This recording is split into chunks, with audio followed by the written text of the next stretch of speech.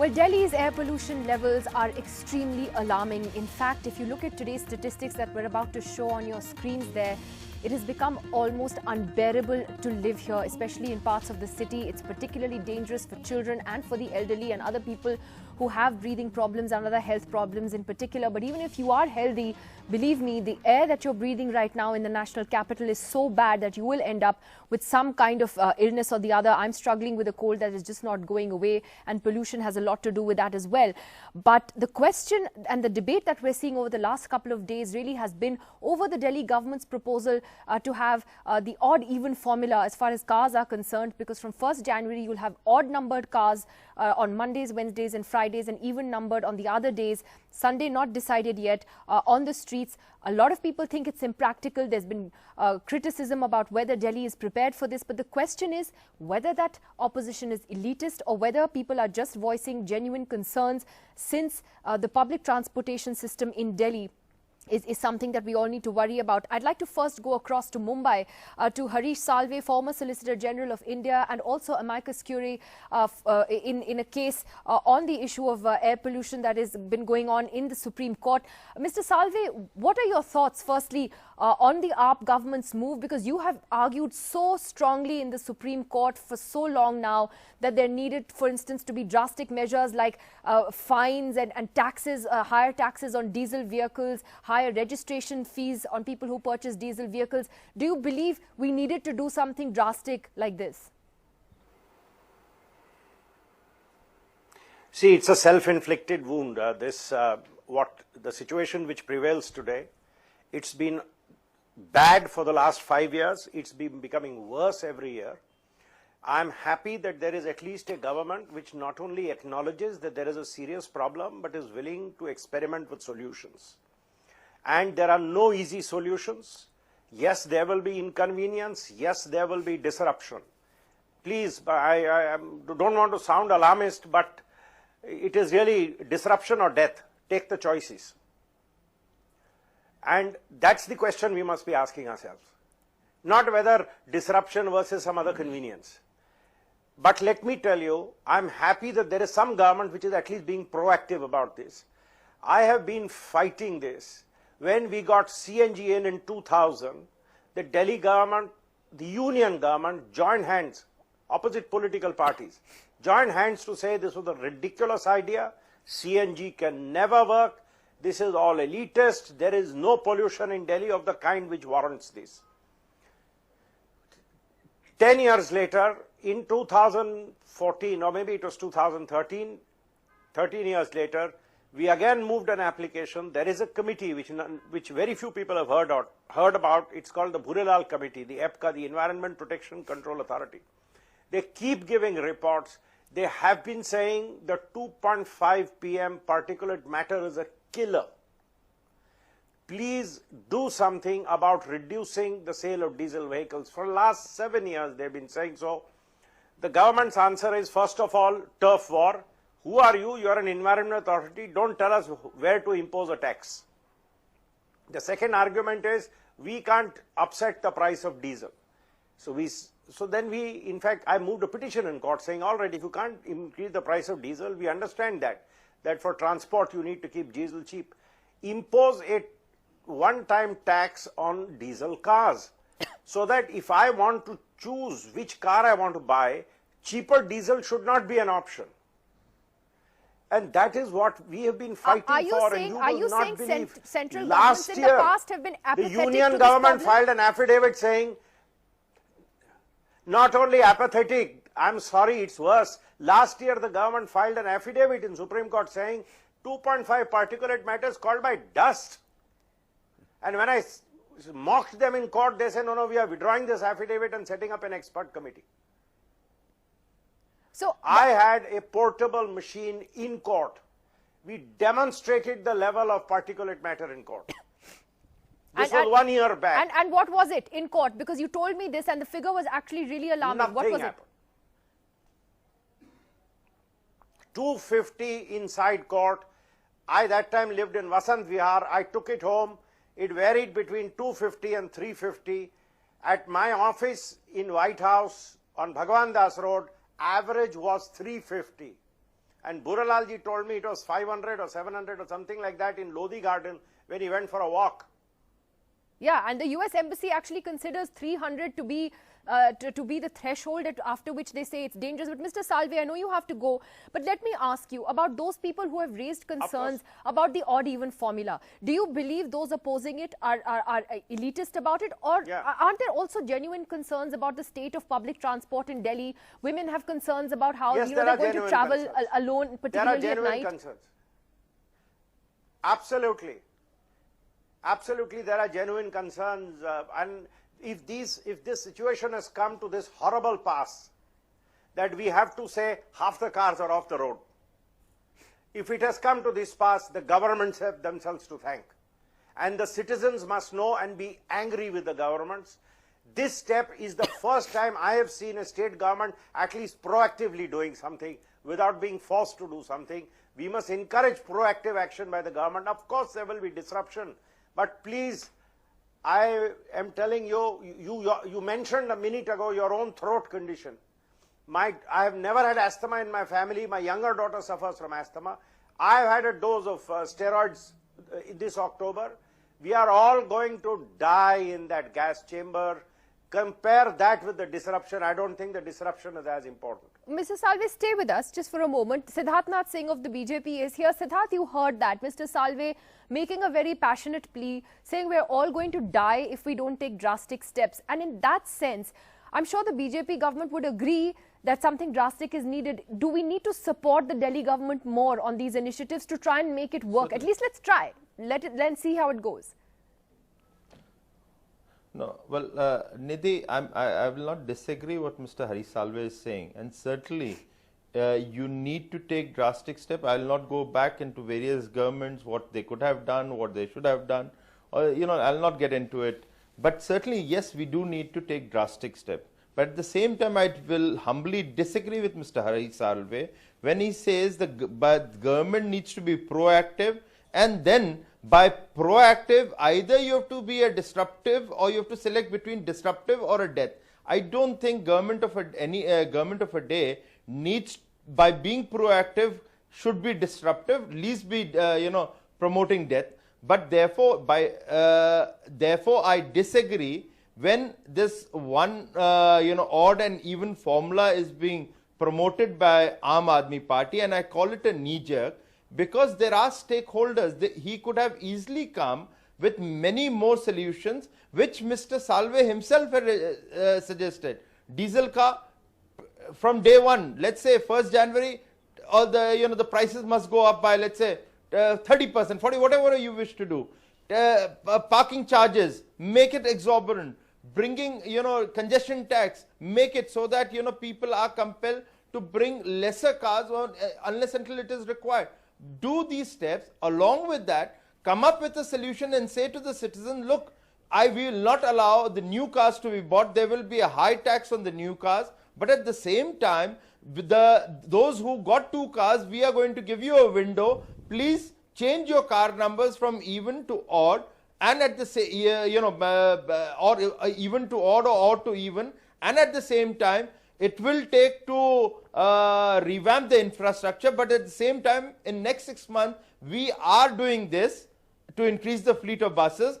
We are meeting the Urban Development Ministry to improve on the metro, coaches. So all those things would have looked as a holistic rather than a knee-jerk, and therefore, you don't expect a government, by being proactive on 1st of January, to create a chaos in Delhi. Some of those concerns are valid, and I want to say here that many people who do have concerns are not necessarily elitist about it. I think there are practical problems a lot of people face in Delhi, especially women, as far as last mile connectivity is concerned. Can I say something? Yeah, Mr. Salve, just let me just get Nidhi Mr. just Mehta. wanted to add one sentence. Okay, sure, go ahead. Nidhi, what I was saying is, we've just heard a slew of excellent suggestions. Yeah. We need all of them. It's all of the above. See, getting half your cars off the road is an instant solution. Taxing diesel vehicles will yield results in 6 months. So we need all the above. And most important, we need accountability. Let me tell you, we need more buses. But in the year, one of the major causes for air pollution is traffic jams. And we've been fighting in this environment case for increasing the number of traffic police. Again, the government filed affidavit, and I'm not saying which political party, all governments filed affidavit. We don't have money to augment the traffic control of Delhi.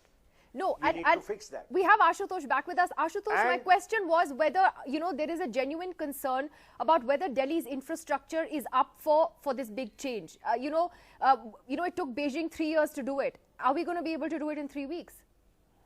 See, let me first tell you and explain you very clearly that this odd and even formula is a time-tested formula. It's not only Delhi which is going to implement. There are n number of cities across the globe which has experimented with this and did it very successfully. Secondly, these are the emergency measures, and this has never been done neither in Santiago nor in Sao Paulo nor in any other cities on 365 days. This is just done either once a week, twice a week, or maybe during the 2008 Beijing Olympic when it was stretched for 2 months. So this is a measure which has to be followed up with a solid public transport system. Do we have that solid public transport system? Contradiction. That's exactly what we are saying. You don't have one. Mr. Mehta. Public transport system can't come into place today. Yeah, but Mr. Mehta, the point is that, are we prepared, or is this just something we have to do because we don't have a choice now? No, both the governments, the central government and the state government, they are fighting with each other, and they are trying to see that, yes, we are the protector, but as Mr. Hari Salve has said, he is right that how long this wait will be there, because the people are now rushing to the hospitals, and the people are it is the jump 300 to 400%. The rise in patients is taking place in all the hospitals in Delhi.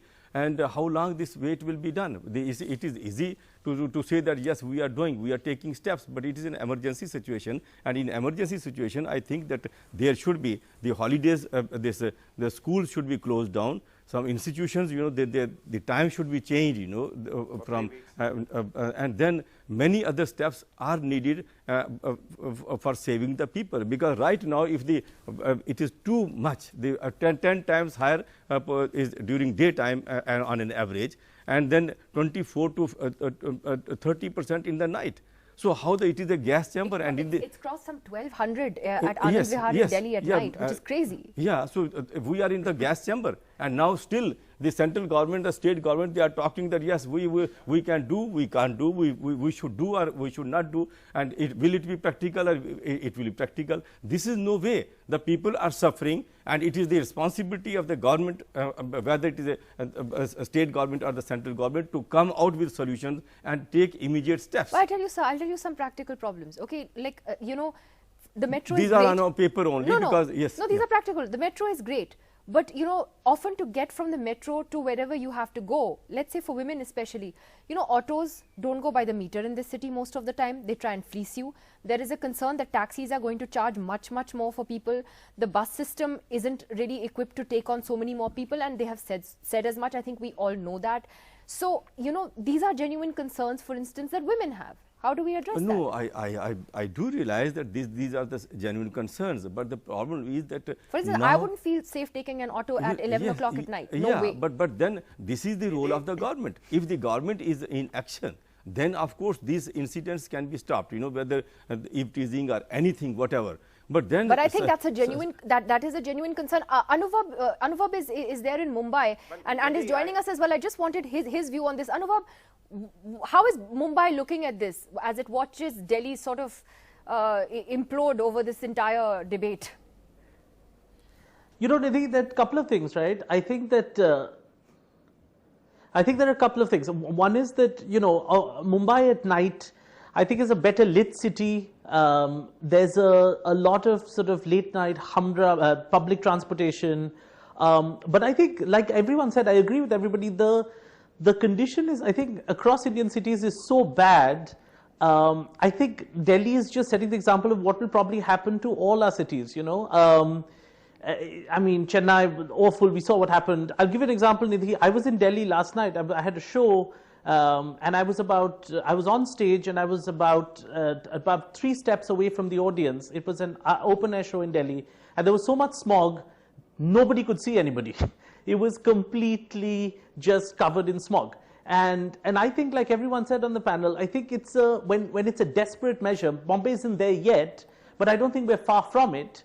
And maybe we're slightly better off because it's so spread out and has a more robust public transportation system. You support the drastic measures, Anubhav? Sorry, what do I think of the drastic measures? Yeah. I think I'm very, and I don't just mean this as a comedian. I just think I'm much more pessimistic about people, because in India, if you make one rule, people will come up with 10 ways to break them, right? And unless and environmental issues, unless you end up in a hospital, right, you delay them as much as possible. So, Delhi people, and I mean to only partly sound flippant, but they'd rather die than not get out of an Audi during wedding season, right? Yeah, you're probably winter right. weddings are coming.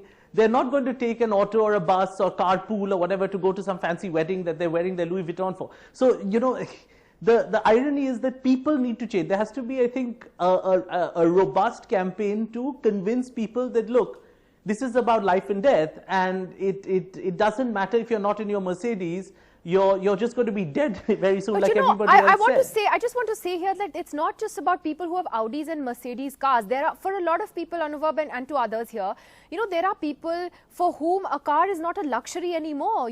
This is how they get around. And, a lot of families have only one car, or they travel by scooter. So, Harish Salve, it's not just an elitist argument, is it? There is a study that shows that there are more women who travel by car to work in Delhi than men. More than 40% of the workforce, they drive themselves to work because that's the safest, best way to do it. Yeah. Absolutely. And just to add, like Mr. Salve. Yeah, Mr. Salve. Yeah, Mr. Salve. The city will half shut down. The city will half shut down because we have rendered our environment such that the choice is between shutting the city down for 15-20 days of January till the weather becomes better and the weather inversion reduces, or die. I mean, yes, it is going to be terrible. We will have to find innovative methods. Maybe courts may work half day. Maybe offices may have to decide, you work morning half, we work afternoon half.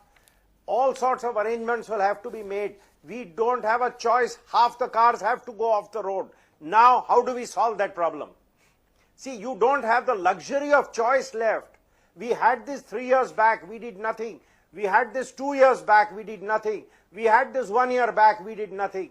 We have short-term, medium-term, long-term measures. But immediately, half your cars have to go off the road. If that disrupts civic life, so be it. We have a gas chamber. We have to get rid of the gas. Do we have a choice?